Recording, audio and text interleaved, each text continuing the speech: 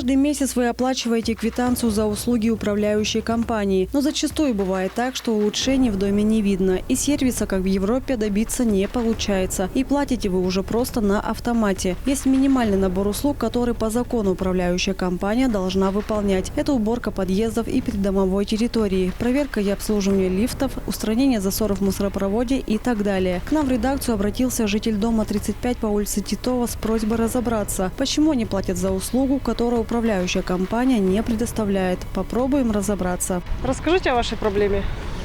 У нас возникла проблема.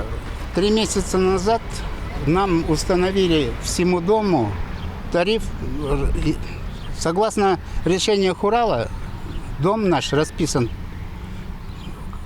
Установлен тариф на каждый этаж по-своему.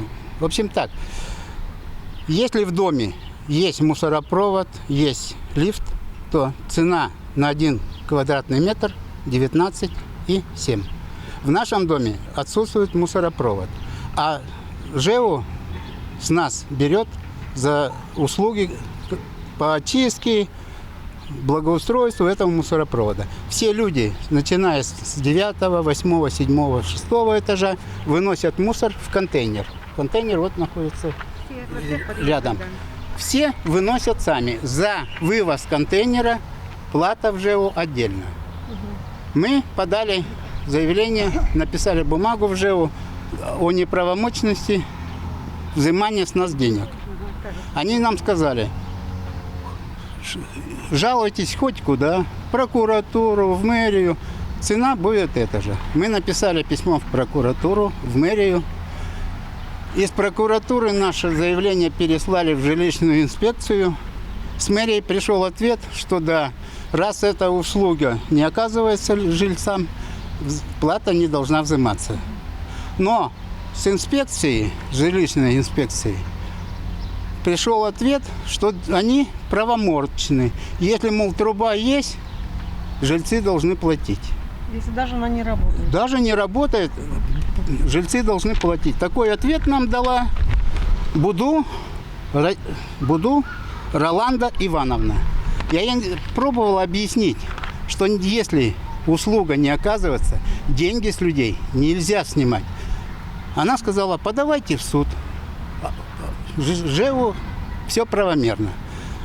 От нее я зашел к ее начальнику, Сата Роману Викторовичу. Он сказал: все, мы этот вопрос решим. Через неделю пришел, он в отпуске. К ней я обратно не пошел. Я пошел сразу к вам на телевидение. Потому что мы бьемся головой об стену, нигде нас не слушают. По словам жителей дома Титова 35, во всех подъездах и на всех этажах мусоропровод не работает. Проверяем. Во всем доме, во всех подъездах и на всех этажах закрыты двери к мусоропроводу. И можно заметить, что мусоропровод, он запенен, чтобы тараканы не лезли. В общем, мы попытались достучаться до соседей, но, к сожалению, ни у кого нет ключей, а те, у кого есть ключи, их нет дома. Можно здесь заметить, что там запенено. Вот, можете посмотреть. Это единственная дверь, через которую мы можем увидеть.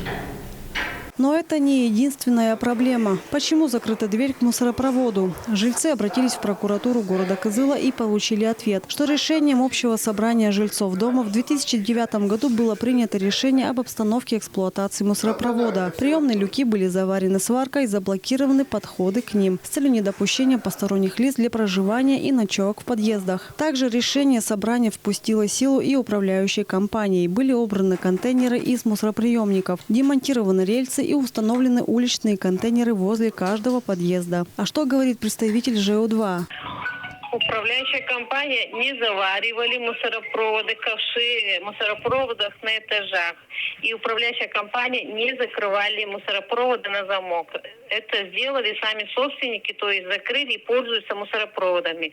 Управляющая компания не имеет права закрывать мусоропроводы, потому что это общее имущество собственников. Нам неизвестно, заваривали ли предыдущая управляющая компания мусоропроводы, потому что они уже закрытые при передаче в нашу управляющую компанию.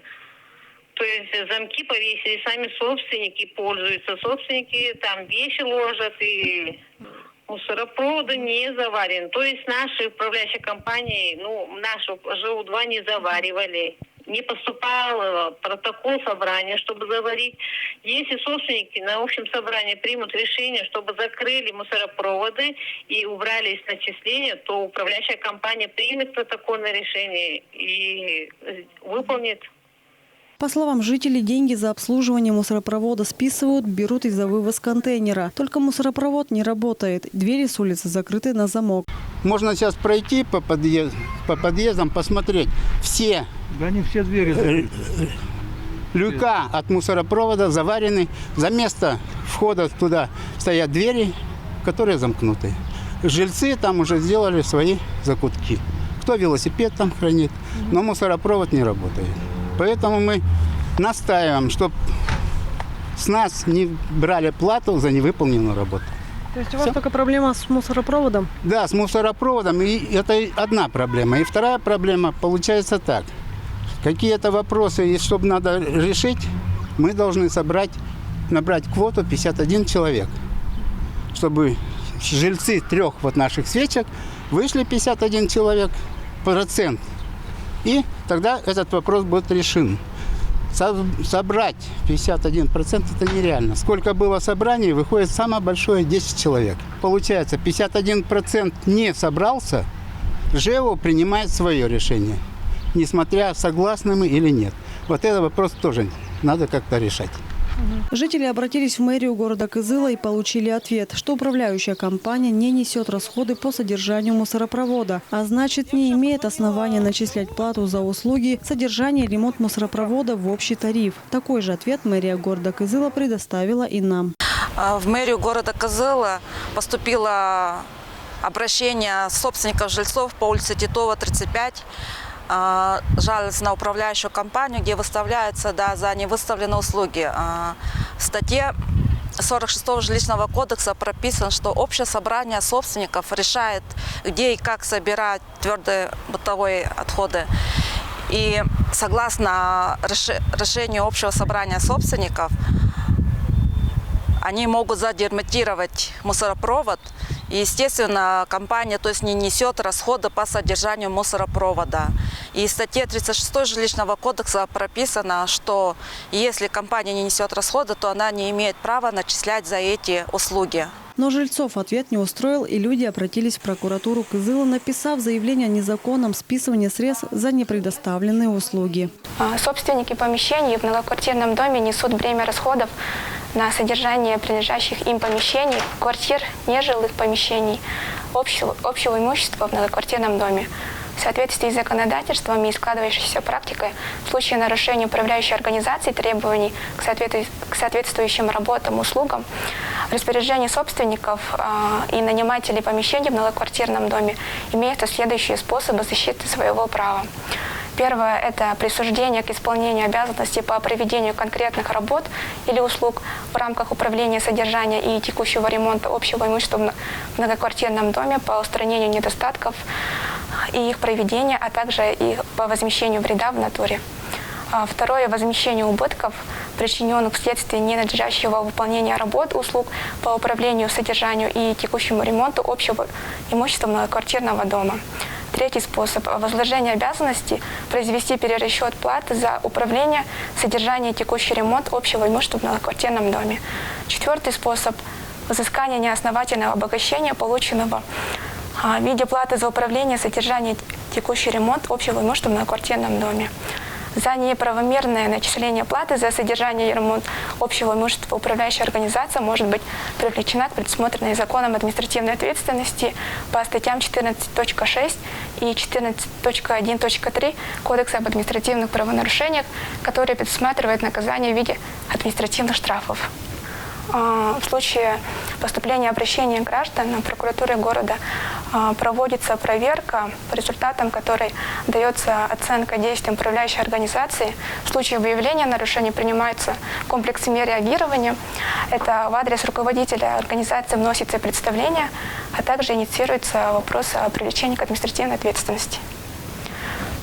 Также у нас на территории республики органом регионального жилищного контроля является служба государственной жилищной инспекции, поэтому в случае нарушения жилищных прав в части ненадлежащего оказания услуг жители могут обратиться в тот орган. Что из этого получилось? Мы так и не получили точного ответа от управляющей компании. Почему жильцы платят за то, что не работает? То ли жильцы виноваты, что закрывают двери к мусоропроводу, то ли управляющая компания, которая списывает деньги за неоказанную услугу. По факту бездействия управляющей компании жильцам рекомендуется обратиться с жалобой в надзорные органы. В первую очередь в службу государственной жилищной инспекции и строительного надзора Республики Тыва по телефону 56800 или в управление Роспотребнадзора по телефону 52604 564 63. Кроме того, собственники жилья имеют право отказаться от нерадивой управляющей компании и создать товарищество собственников жилья и самим заниматься эксплуатацией дома. Важно помнить, собственники дома имеют основное право контролировать работу управляющих организаций и вполне могут потребовать полную финансовую раскладку по своему дому. Сколько денег собирается с жителей и как они расходуются. Это была программа «Народ вами недоволен». Тогда мы идем к вам. Если у вас возникли нерешаемые проблемы, то мы постараемся вам помочь. Обращайтесь в наш телеканал Тува-24, и мы приедем к вам. Над программой работали Инна Клоян, Владимир Сюртук, Айдын Кулар, Тува-24.